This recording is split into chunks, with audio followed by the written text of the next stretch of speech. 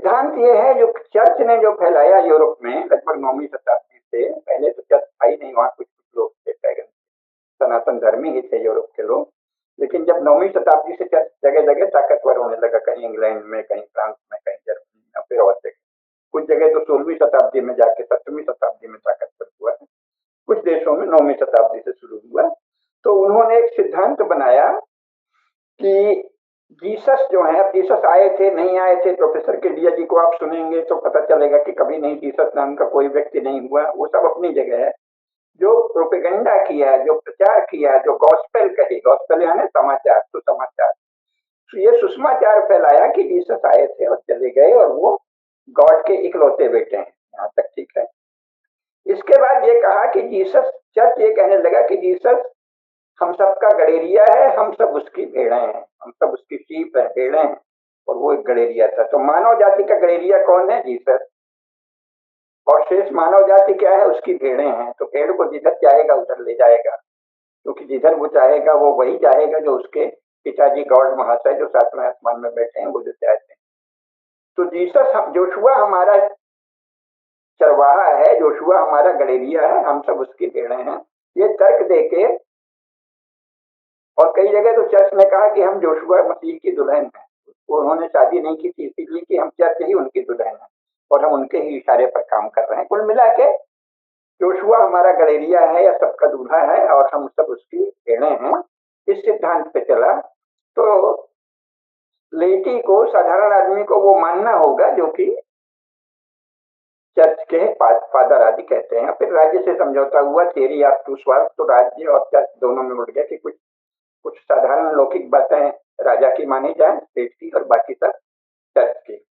फिर जब ये 150 साल पहले, उसके पहले चर्च के नाम से जो पादरियों ने जो वहां किया, उसका आप प्रोफेसर कुसुमलता केडिया जी के वीडियो सुन लीजिए, अथवा यूरोप के बहुत से वीडियो इस समय सोशल मीडिया में अगर आप थोड़ा सा ढूंढें तो मिल जाएंगे। तो कहते घृणित, बर्बर, पैशाचिक, नृशंस, बहुत सी राक्षसी घृणा और क्रोध हो, ऐसा वहां व्यवहार चर्च ने किया। अभी उसके उसमें नहीं जाएंगे। करोड़ों स्त्रियों को मार डाला, निर्दोष स्त्रियों को, नागरिकों को सताया, लोगों का जीवन कष्ट में किया। तो वो पहले यूरोप को क्या कहते थे? क्रिस्टेंडम, क्राइस्ट का राज्य, संपूर्ण यूरोपीय क्षेत्र को।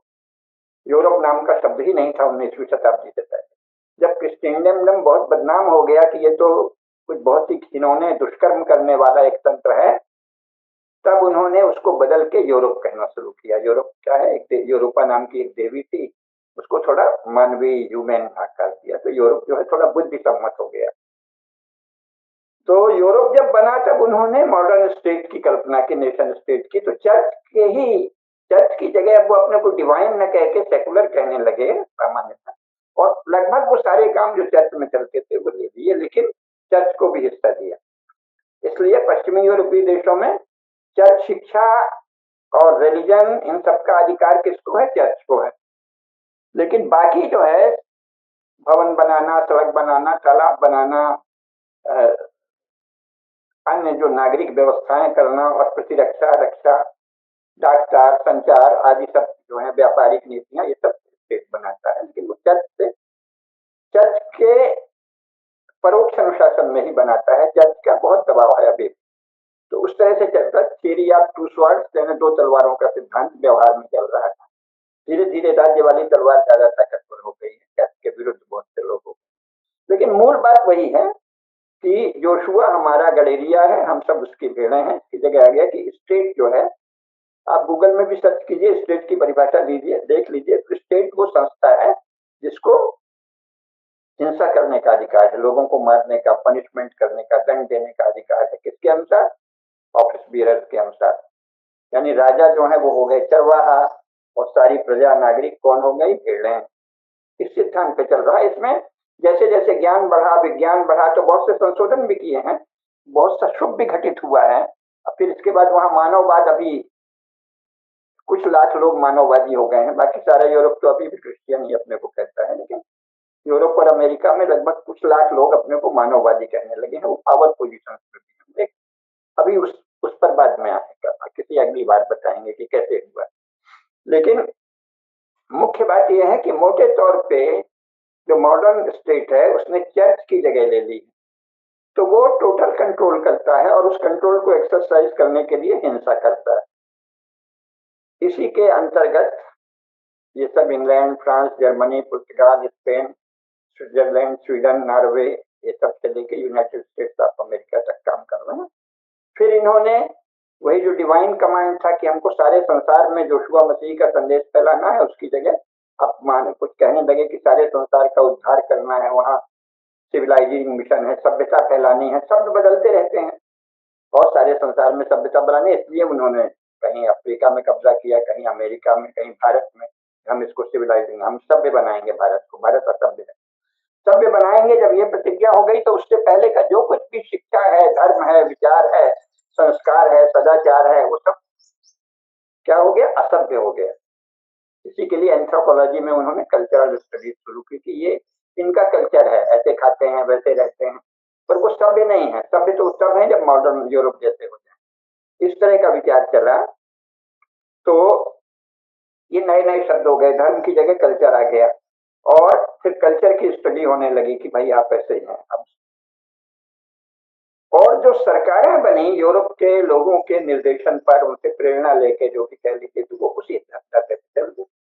तो वो अब धर्म नहीं बोलते, संस्कृति बोलते हैं, और संस्कृति के नाम से यूरोप का ढंग का नाच गाना, खेल कूद, नाटक आदि करते हैं, चित्रकला भी वैसे करते हैं, सब उसी के नकल करते हैं। तो ये कहां से आया? इस धारणा से कि जो शासक है वो तो कुछ अति विशिष्ट है, और उस पर तुलना ये है कि वो अपने आप को दैवी का भी मांग नहीं करता कि हम डिवाइन है, क्योंकि डिवाइन कहेगा तो उसको जीवन में कुछ कुछ ना कुछ पवित्रता दिखानी पड़ेगी। जैसे कि संत, जितने सेंट हुए हैं क्रिश्चियन, वो बड़े हत्यारे, गुंडे और लफंगे थे, लेकिन ताकि कुछ उनको ऑस्टेरिटी, कुछ सादगी, कुछ तप, कुछ दिखाना पड़ता है ना, क्योंकि आप डिवाइन की बात करते हैं।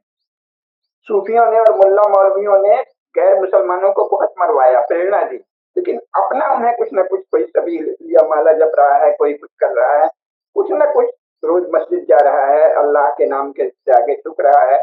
अपने जीवन में एक अनुशासन लाना पड़ता है। तो डिवाइन, जब भी आप किसी भी तरह की दिव्यता की बात करेंगे तो सारे पाखंड और छल के बाद भी कुछ अनुशासन लाना पड़ेगा, उससे मुक्त हो गए। डिवाइन भी नहीं है, अच्छा तो आप डिवाइन भी नहीं है तो आपको पावर कहां से मिली? लोगों का किसका धन किसको देना, किसका हेर फेर करना, किसको अगला घोषित करना, किसको पिछड़ा घोषित करना, इसका अधिकार आपको कहां से मिला? कुछ नहीं, नहीं स्टेट है, स्टेट है। अब ये एक बहुत बड़ा पाखंड चला है कि राज्य को सब अधिकार है। भाई राज्य को किस आधार पर अधिकार है? तो यूरोप में तो इस पर जो वैज्ञानिक लोग हैं, और आगे काफी वैज्ञानिक हैं जो इसका विश्लेषण करते हैं और प्रश्न उठाते हैं, इसलिए वहां का राज्य मनमानी नहीं कर सकता, लेकिन दिशा उनके पास अभी तक कोई बहुत निकली नहीं है। फिर भी राज्य को थोड़ा उदार होना पड़ रहा है। ढांचा मूल यही है।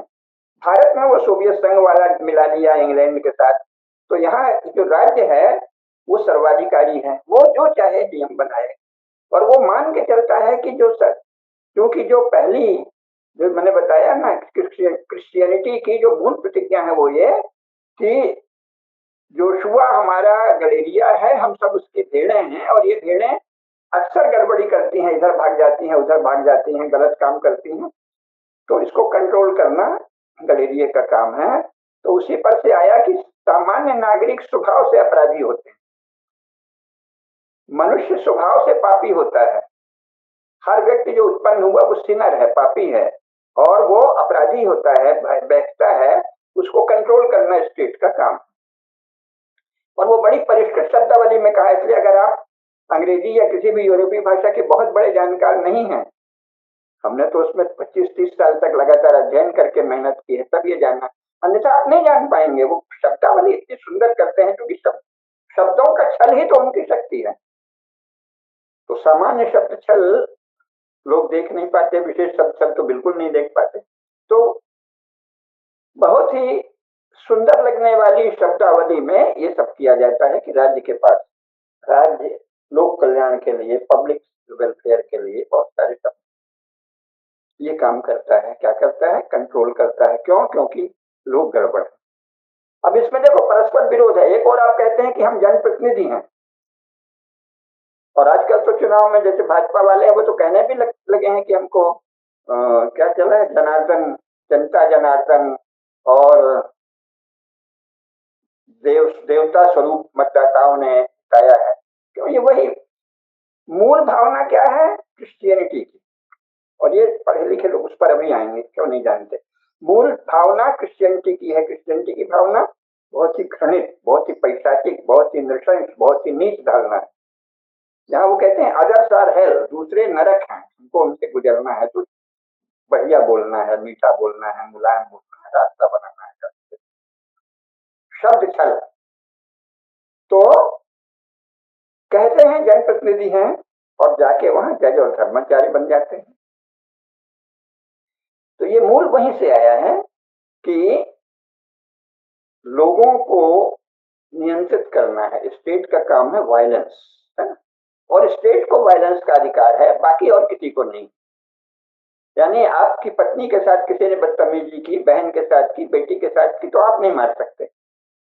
स्टेट की एजेंसी को रिपोर्ट करिए, स्टेट कर देगा। स्टेट जिसको चाहे मार सकता है। वायलेंस का अधिकार केवल स्टेट को है। ये आधुनिक राज्य का सिद्धांत है।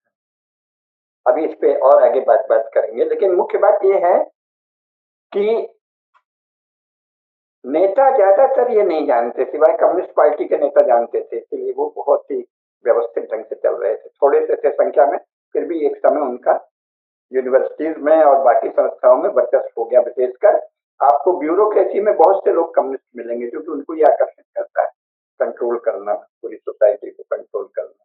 इसीलिए आपको भारत के बहुत सारे आईएएस और आईपीएस कम्युनिस्ट मिलेंगे, क्योंकि कम्युनिज्म जो है साधारण लोगों को स्वभाव से गलत काम करने वाला और स्वयं को उनका कंट्रोलर, नियंता मानता है। ये विचार है।